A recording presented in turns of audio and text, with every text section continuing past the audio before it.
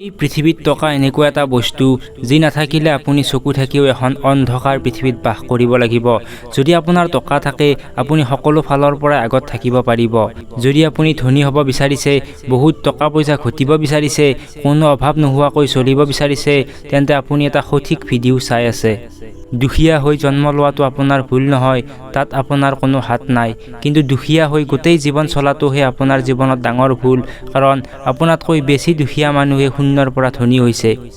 দুখীয়া হৈ চলাটো কিমান কষ্টকৰ তেওঁ ভালদৰে বুজি পায়, যাৰ দেউতাকৰ ডাঙৰ ব্যৱসায় নাই বা ভাল চাকৰি নাই। কিন্তু আপোনাৰ দেউতাৰ নাই বুলি আপুনি অকল চিন্তা কৰি থাকিলেই নহ'ব, আপুনি সময়মতে সঠিক সিদ্ধান্ত ল'ব লাগিব। এদিন দুদিন কৰি সময়বোৰ গৈ আছে, আজিয়েই আপুনি সিদ্ধান্ত লওক, এতিয়াৰ পৰাই কামৰ আৰম্ভণি কৰক। আপুনি জেদী হ'ব লাগিব। আপুনি জনা কিছুমান মানুহৰ লগত জেদ কৰিব লাগিব। তেওঁ যদি শূন্যৰ পৰা ইমান আগবাঢ়ি যাব পাৰে, আপুনিও পাৰিব লাগিব। ভাল কামত জেদ কৰিব লাগে, কিন্তু অহংকাৰী নহ'ব। অহংকাৰেই পতনৰ মূল। আপোনাৰ এলাহ নোহোৱা কৰিব লাগিব। মনটো শক্তিশালী কৰিব লাগিব। আপুনি কঠোৰ পৰিশ্ৰম কৰিব লাগিব। পৰিশ্ৰম অবিহনে ধনী হোৱাটো কেতিয়াও সম্ভৱ নহয়। সফল মানুহৰ জীৱনী পঢ়ক, কেনেকৈ সফল ব্যক্তিসকলে কষ্টৰ মাজেৰে নিজকে এজন সফল মানুহ হিচাপে গঢ়ি তুলিছে। যেতিয়া তেওঁলোকৰ জীৱন সংগ্ৰামৰ বিষয়ে জানিব, তেতিয়া বুজিব সফল হোৱা কিমান এটা আনন্দৰ বিষয়। তেওঁলোক কোনেও এদিনতে সফল হ'ব পৰা নাই। ধন সম্পত্তি কৰিবলৈ সময় লাগে। আপুনিও তেওঁলোকৰ দৰে ধৈৰ্য ধৰিব লাগিব, তেতিয়া আপুনিও এদিন সফল হ'ব পাৰিব, ধনী হ'ব পাৰিব। আপুনি নিজৰ শৰীৰটোৰ যত্ন ল'ব লাগিব। সফলতা পোৱাৰ বাবে জৰুৰী বিষয়টো হ'ল নিজকে মানসিক আৰু শাৰীৰিকভাৱে সুস্থ ৰখা। আপুনি যদি সুস্থ থাকে, তেনেহ'লে সকলো কাম ভালকৈ কৰিব পাৰিব। কাম কৰাত কোনো অসুবিধা নহ'ব। যদি শাৰীৰিক আৰু মানসিকভাৱে সমস্যা থাকে, তেনেহ'লে আপুনি বেলেগ কামবোৰত মনোযোগ দিব নোৱাৰিব, যাৰ ফলত আপুনি আগবাঢ়ি যাব নোৱাৰিব। সেইবাবে নিজৰ শৰীৰটোৰ ওপৰত কিছু সময় দিব লাগিব, যেনে ব্যায়াম বা শৰীৰ চৰ্চা। প্ৰতিদিনে এঘণ্টা সময় শৰীৰ চৰ্চা কৰক। যদি আপোনাৰ কোনো কাৰ্যকাৰী ধাৰণা আছে, তেন্তে নিজাকৈ ব্যৱসায় আৰম্ভ কৰাৰ কথা চিন্তা কৰক। ব্যৱসায়ত স্বাধীনতা আছে আৰু যথেষ্ট উপাৰ্জন কৰিব পাৰি। ব্যৱসায়টোৰ ওপৰত প্ৰশিক্ষণ ল'ব লাগিব। ব্যৱসায়টোৰ এটা আৰ্থিক লক্ষ্য নিৰ্ধাৰণ কৰক আৰু সেই লক্ষ্যত উপনীত হ'বৰ বাবে পৰিকল্পনা তৈয়াৰ কৰক।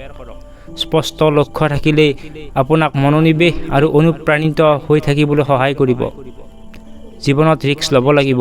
প্ৰতিটো মানুহৰ জীৱনত কেতিয়াবা নহয় কেতিয়াবা ভাল সুযোগ আহে। সুযোগ কিন্তু কাৰোবাক কৈ নাহে, হঠাৎ আহে, আৰু আহিলেই সুযোগটো যিয়ে কামত লগাব পাৰে সেইজন ধনী বা সফল হয়। যদি আপুনি এই সুযোগতেই কাম কৰি আগবাঢ়িব নোৱাৰে, তেন্তে আপোনাৰ দৰে দুৰ্ভগীয়া কোনো নাই। কেতিয়া কি সুযোগ আহে আপুনি বুজি পাব লাগিব। যদি ধনী হ'ব বিচাৰিছে, তেন্তে সুযোগ আৰু ৰিস্ক দুয়োটাই ল'ব লাগিব। সাহসী মানুহবোৰে ৰিস্ক লৈ সেই সুযোগৰ ওপৰত কাম কৰে আৰু উন্নতিৰ জখলাত আৰু এখোপ আগবাঢ়ি যায়। কিন্তু বহুত মানুহে ৰিস্ক ল'বলৈ ভয় পায় আৰু সুযোগবোৰ এৰি দিয়ে, যাৰ ফলত তেওঁলোকে আগবাঢ়িব নোৱাৰে। সকলোতকৈ ডাঙৰ কথাটো হ'ল আপোনাৰ সামৰ্থ্যৰ তলত জীয়াই থাকক। আপুনি যিমান টকা উপাৰ্জন কৰে তাতকৈ কম খৰচ কৰক। অতিৰিক্ত খৰচ আৰু অপ্ৰয়োজনীয় খৰচবোৰ এৰি চলক। যদি আপোনাৰ 10,000 টকা উপাৰ্জন হয়, তেন্তে 5,000 টকা খৰচ কৰি 5,000 টকা জমা ৰাখক। হয়তো 5,000 টকা শুনাত কম যেন লাগিব পাৰে, কিন্তু ই বছৰত 60,000 টকা আপোনাৰ জমা হ'ব। এই টকা আপোনাৰ ব্যৱসায়ত লগাই আগৰ তুলনাত 2 গুণ উন্নতি কৰিব পাৰিব। গতিকে সঞ্চয় কৰাটো অত্যন্ত জৰুৰী।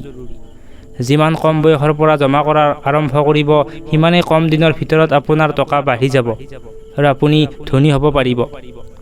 নিজৰ ওপৰত বিশ্বাস ৰাখক।